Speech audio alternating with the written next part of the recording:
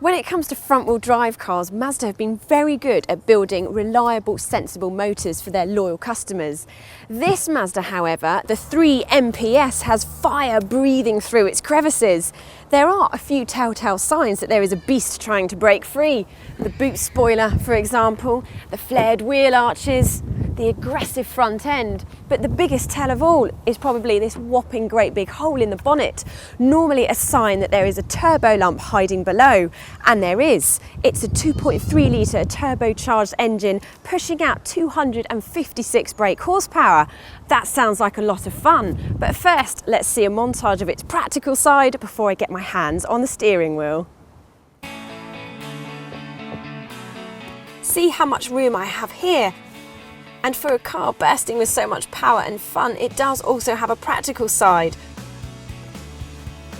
Look at the size of the boot, and you can fold down the seats if you need even more space.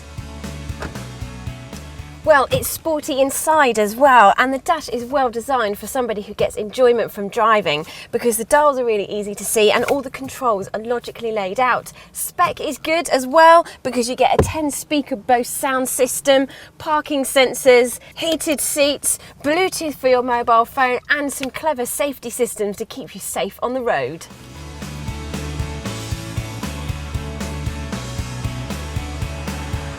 The engine is powerful and propels the car from 0 to 62 in 6.1 seconds. Boost seems to kick in around 2,500 RPM and it seems eager right through to 6,000. And the engine sounds good. One thing's for sure, you will not get tired of putting your foot down. Thankfully, Mazda have invested in some decent sound insulation, which means that you don't get that constant droning on the motorway, so you can just cruise along in a sensible fashion if you want to. But we don't want to be sensible, we want to see what this thing is really made of.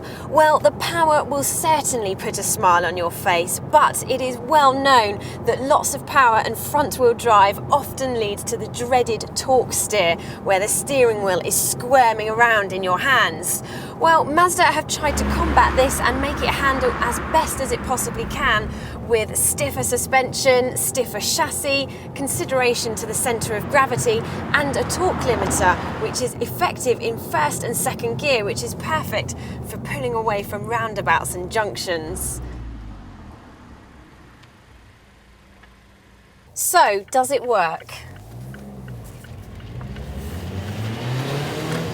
First and second gear, that torque limiter does a pretty good job of eliminating the torque steer, but as soon as you get into third gear or any higher than that, the torque steer is still there.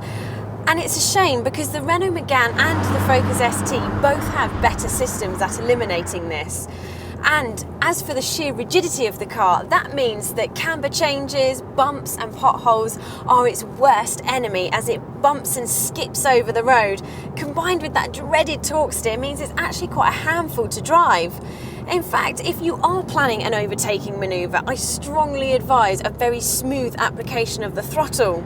And if all this sounds rather daunting to you, then perhaps a Golf GTI, which is a bit more tame, it's got less power and it's easier to drive, might be a bit more suitable.